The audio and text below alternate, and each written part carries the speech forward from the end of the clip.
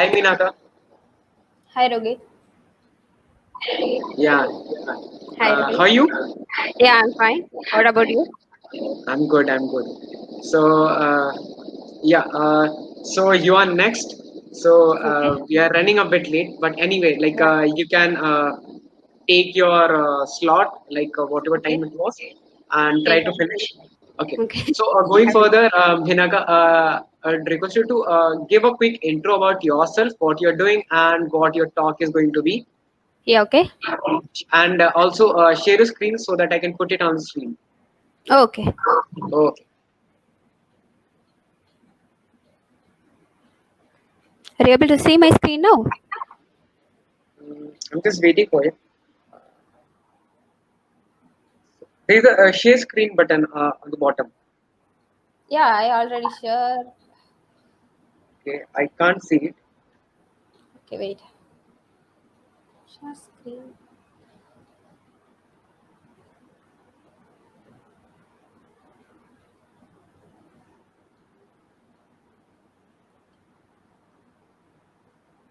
Yeah, I can see it now. You can open your presentation and I'll put it on screen. Yeah, cool. Okay. Your screen is live now. Yeah. And today topic is leading edge of modern web apps on Azure. And I am Menaka Bhaskar Pillai.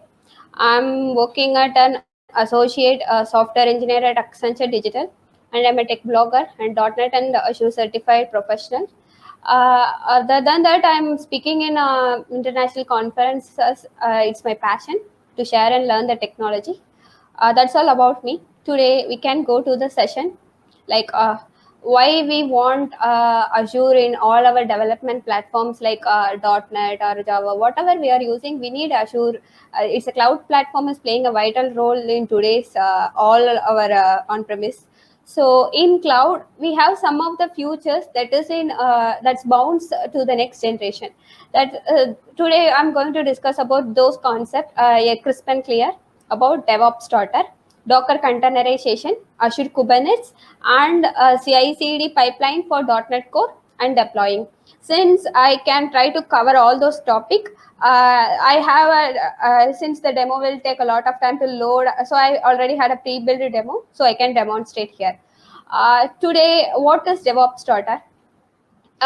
It's we are already have a lot of articles or lot of contribution that's describe AKS cluster, Kubernetes service, and Azure service fabrics, everything. But this DevOps starter is quite rare term that reaches it hits in past few years. So we need to discuss what is DevOps starter. It's like you can develop, you can deploy, and you can monitor everything by via means of DevOps starter. And we can also do all our commit deployments build in a single view through the Azure portal. That is the main concept of DevOps starter. Whatever the changes you are doing in your application, that you've been linked with your DevOps account, every time you need to check into your DevOps account, what all are the commits you did, what all are the build you did. Instead of spending a lot of time in checking all those things in DevOps and again back to Azure, we can view everything crisp and clear in DevOps starter.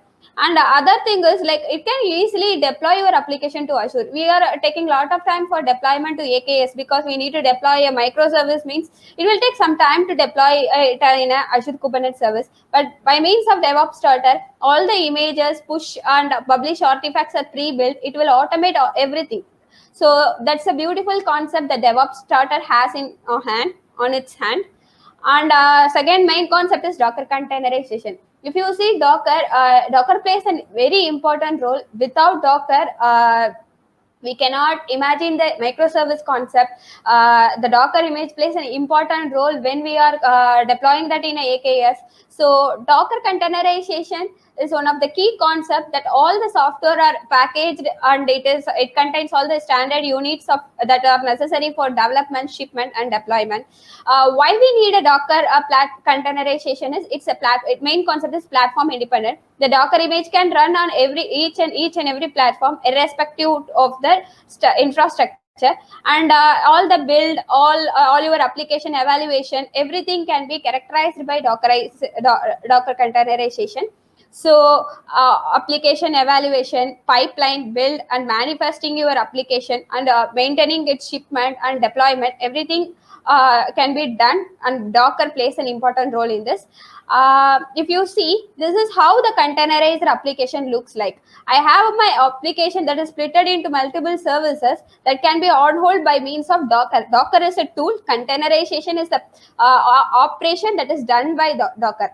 So my host operating system and infrastructure will be binded at end. So all together, my entire application will look like a Docker container.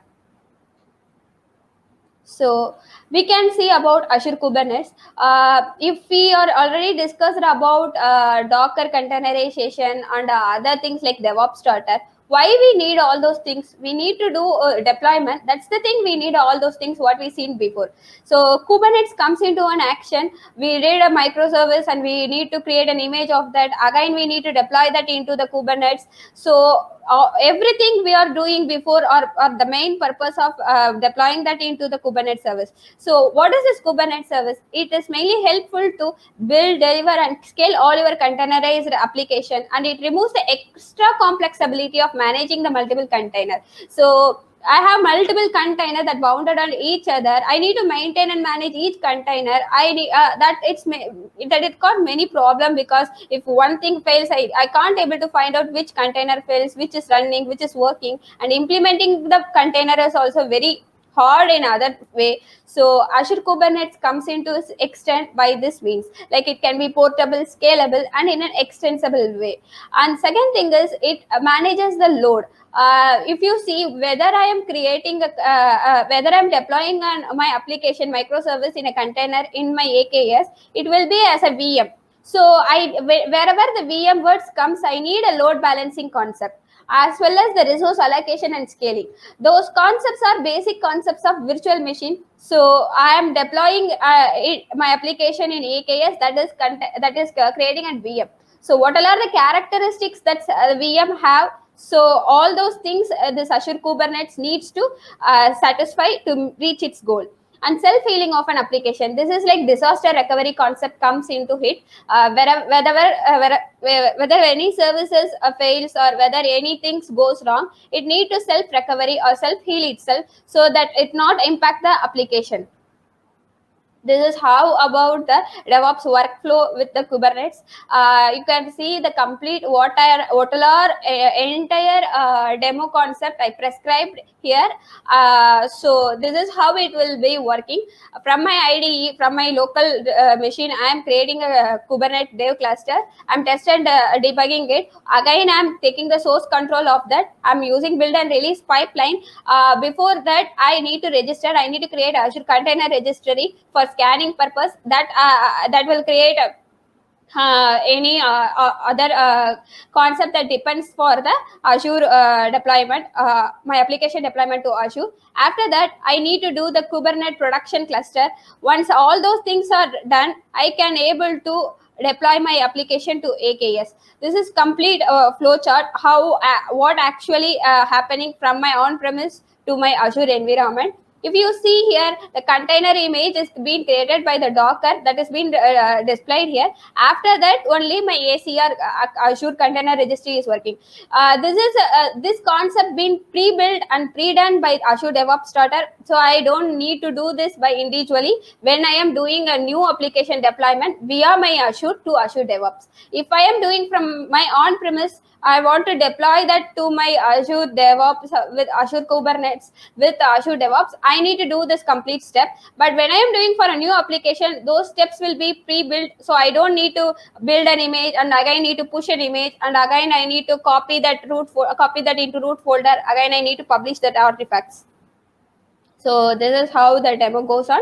If you see, as usual, the DevOps Starter is a service that available in Azure portal itself. You can choose the type of application you want to deploy to AKS. It may be a .NET or a Node.js or Java, whatever it is. You can do for independent of the languages.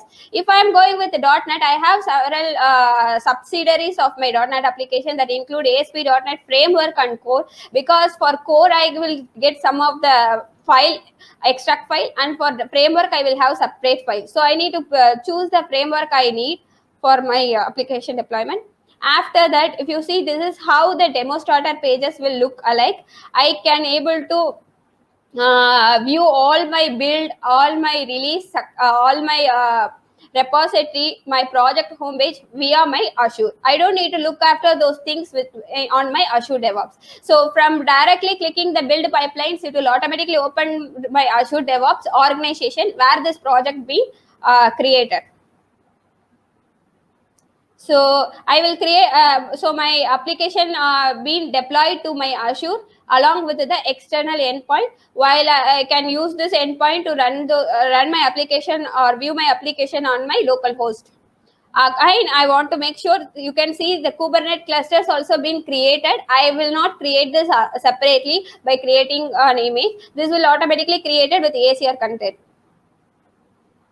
So this is how I can monitor my entire application after my deployment, the health of the application, and how much node CPU utilization it took, and how much memory utilization it took, node count, everything I can view here from my Azure portal. So thank you. This is all about what we discuss about deploying an application in Azure Kubernetes with Azure DevOps. That is why we are having like Azure plays an important role in all modern web apps.